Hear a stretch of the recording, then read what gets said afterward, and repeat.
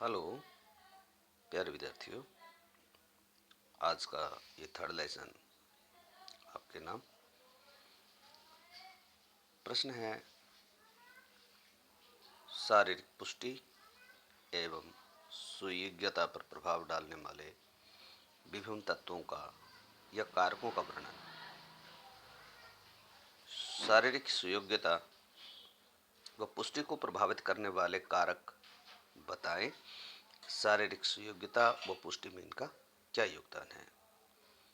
शारीरिक पुष्टि को प्रभावित करने वाले कारकों का उल्लेख कीजिए। तो इसके आंसर में आप देख लीजिए, शारीरिक पुष्टि एवं सुयोग्यता को प्रभावित करने वाले कारक या तत्व निम्नलिखित है। पहला है आयु, एज। एज का बहुत बड़ा इफेक्ट होता है शारीरिक स्वास्थ्य के लिए। तो यहाँ पर भी है पुष्टि और सुयोग्यता सबसे पहले आयु पर डिपेंड करती है। जैसे जैसे हमारी आयु बढ़ती रहती है तो शारीरिक क्रियाओं में कुछ कमी आती रहती है। उम्र बढ़ गई तो बीमारी भी आने संभव है, कमजोरी आना संभव है, और शारीरिक क्रियाएं जो हम कर रहे हैं तो उसकी जो योग्यता है वो भी उसके प्रभाव में आ जाती है। जो व्यक्ति अपनी शारीरिक क्रियाओं को जारी रखते हैं या स्वस्थ रहते हैं और उन पर बुढ़ापे के चिन्ह कम नजर आते हैं, बच्चों को शारीरिक योग्यता पर कभी भी बड़ी आयु की शारीरिक योग्यताओं के व्यायाम नहीं थोपने चाहिए। अर्थात बच्चे के अंदर जो ब्लड सर्कुलेशन रहता है वो बड़ी उम्र के जो लोग होते हैं उनसे ज़्यादा रहते हैं। इसलिए अगर हम उन जैसे ही व्यायाम उनके ऊपर थोपेंगे तो हो सकता है उनका जो शारीरिक योग्यता है, जो पुष्टि है, वो कम हो जाए। प्रशिक्षण कार्यक्रम आयु वर्ग के अनुसार ही तैयार करना चाहिए। देखना चाहिए कि हम प्रौढ़ के लिए कर रहे हैं कि एक जवान के लिए कर रहे हैं कि एक बच्चे के लिए कर रहे हैं, इसके अनुसार होना चाहिए। दूसरा पॉइंट आप देख रहे हैं शारीरिक बनावट, बिल्कुल सही है। अब आप चेस खेलना चाहते हैं तो उसमें तो कोई आपकी बनावट का कोई मतलब नहीं बनता। लेकिन अगर आप कुछ ऐसे खेल खेल रहे हैं जिसके लिए ऊंचाई की जरूरत पड़ती है, जैसे आप वॉलीबॉल खेलना चाहते हैं, उसके लिए लंबाई चाहिए, उछल कूद आपके अंदर होनी चाहिए, तो पतलापन भी चाहिए। भारोत्तोलन का आप काम कर रहे हैं, उसमें आप दमदार दिखने चाहिए।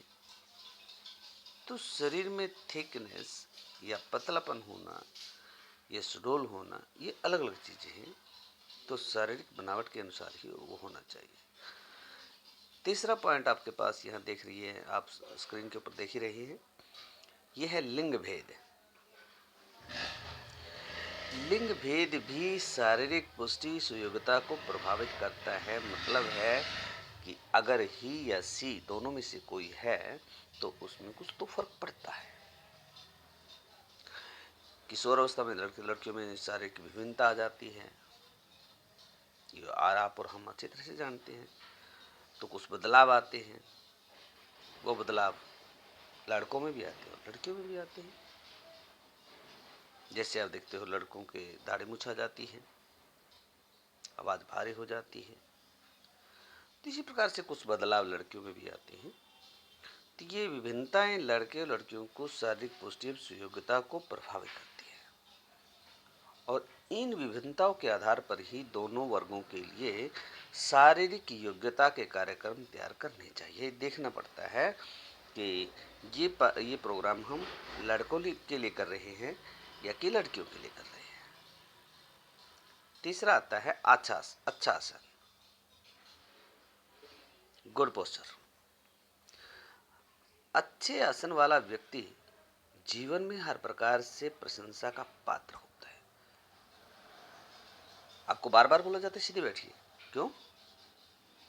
टेढ़े मेढ़े क्यों नहीं? गलत पोस्चर से आपके शारीरिक पुष्टि के ऊपर असर पड़ता है। अच्छा आसन शारीरिक योग्यता को बढ़ाता है और व्यक्ति के व्यक्तित्व को सुधारता है। 5वां पॉइंट, वातावरण, एनवायरमेंट। वातावरण जैसा होगा वैसा ही हमारे शरीर के अंदर कुछ परिवर्तन आते हैं।